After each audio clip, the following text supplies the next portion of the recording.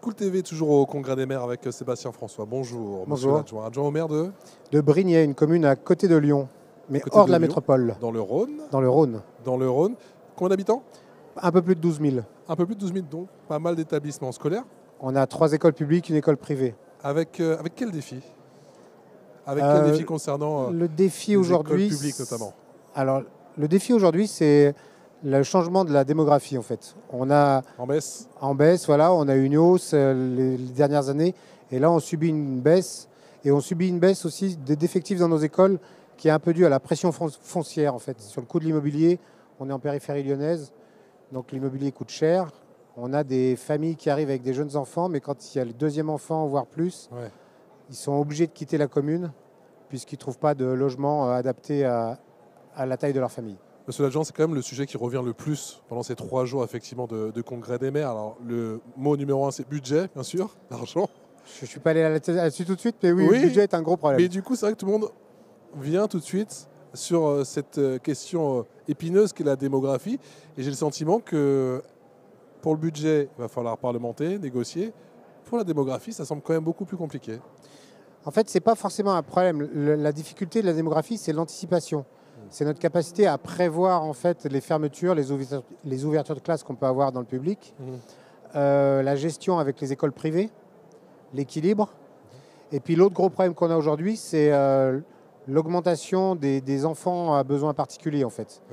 Et le moyen que ça demande, l'inclusion, c'est très très bien sur le papier et je suis complètement pour. La difficulté, c'est qu'il faut des moyens humains, et ça a un coût, et on n'a pas forcément les moyens humains. Ça a un coût, et en plus, il faut les personnes formées. Est-ce que vous les avez? Exactement.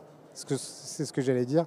La formation des personnes qui est souvent très courte, pas forcément adaptée, et pas suffisante en fait. Vous parlez faites allusion à quels besoins notamment? Donc les enfants à besoins particuliers, il y a un système au niveau de l'éducation nationale, ce qu'on appelle les AESH. Donc ce sont des personnes qui vont aider les enfants dans leur scolarité. Et ces personnes-là, elles sont motivées, leur formation est très très courte. Et souvent pas suffisante. Et du coup, elles-mêmes, elles sont confrontées à des difficultés qu'elles ne sont pas en mesure d'appréhender. Et puis, comme vous le disiez, effectivement, monsieur l'adjoint, il faut aussi arriver à les attirer. Comment on arrive à les attirer? Parce qu'on sait que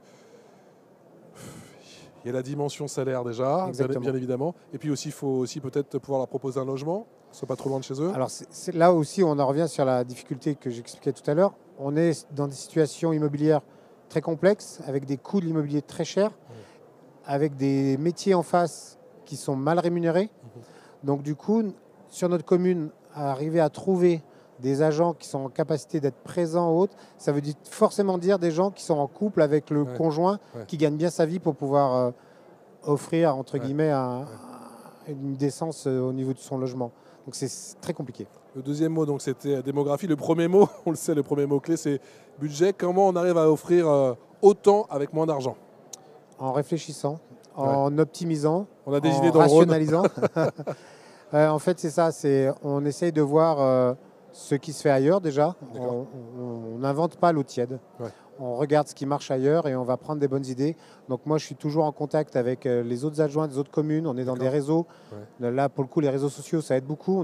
On est sur des boucles de réseau, ce qui permet de à chaque fois poser une question. Comment vous faites ci? Comment vous faites là? Donc on échange beaucoup. Et ça, c'est important.